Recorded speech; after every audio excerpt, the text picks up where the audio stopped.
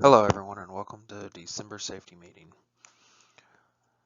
This month we're going to go over Emergency Action Plan or EAP, gas hazards, H2S, and hand and or power tools. For emergency action plans, there's different kinds of emergencies. There's fires, inclement weather, power failure, medical, and active shooter. For fire emergencies, first you want to get to a safe location away from the fire. If fire breaks out on a job site, have a planned rally point to meet up for head count. Make sure all personnel are accounted for. Call 911 or the job site posts an emergency response number. You want to remain calm, speak clearly, give your exact location, describe the situation, make sure they know if you're using chemicals, make sure that you have the SDS with you. Give the phone number you're calling from and don't hang up until told to do so. Inclement weather, there's tornadoes. Always know where the shelter is. Thunderstorms, don't work outside when it's lightning.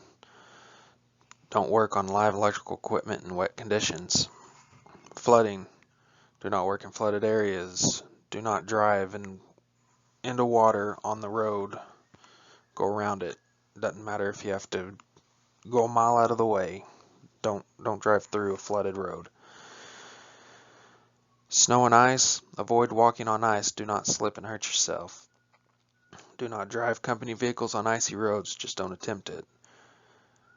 If you absolutely have to get out, dress in warm clothing with layers. You can always shed layers if needed.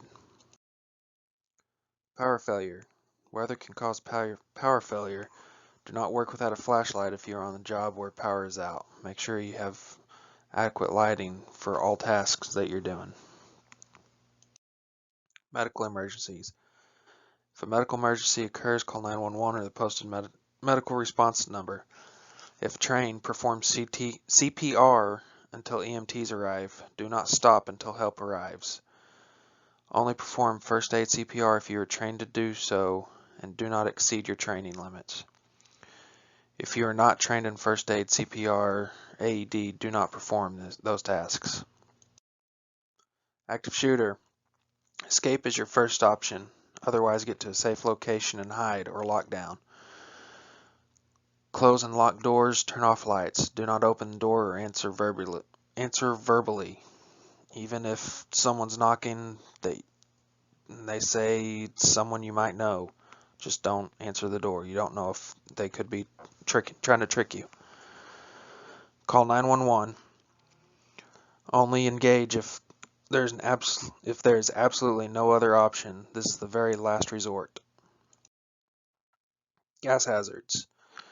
The hazard areas will be oil-filled manholes, confined spaces. The gas hazards that you'll run into are H2S, carbon monoxide, oxygen levels, and lower explosive limits.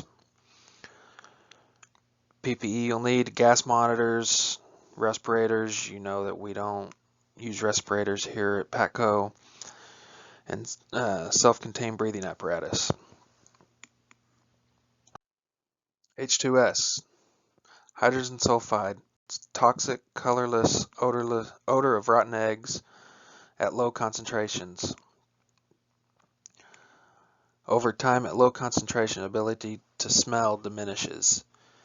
Exposure routes: you can be exposed by inhalation, eye, or skin.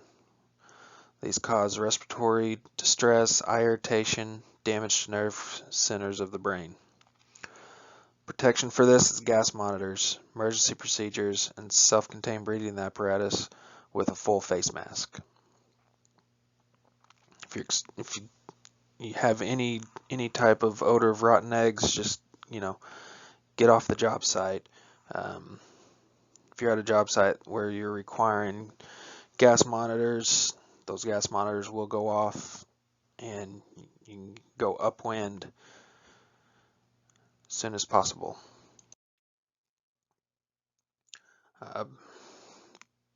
PATCO emergency procedures: when gas monitor alarm sounds, vacate the area by moving upwind ASAP.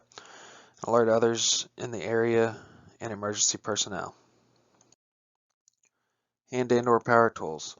Only used for the purpose they were intended for. Don't use a flathead screwdriver as a pry bar.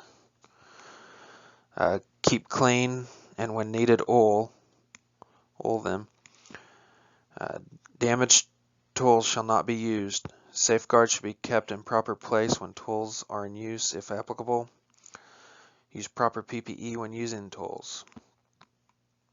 Gloves, hearing aids. Always wear safety glasses, face shields if needed. If you are not sure how to use a tool, ask someone for the training. Don't just try to use the tool and break something,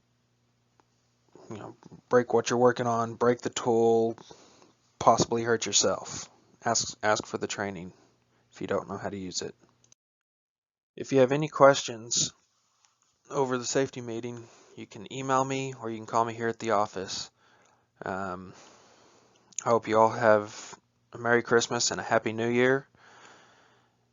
And don't forget that January 1st starts a new quarter, which for our AEGCP program, do your quarter inspections, make sure they're all good, squared away, and the color of tape that will go on them is white. So, hope y'all all have a Happy New Year, and we'll see y'all out there. Have a good one.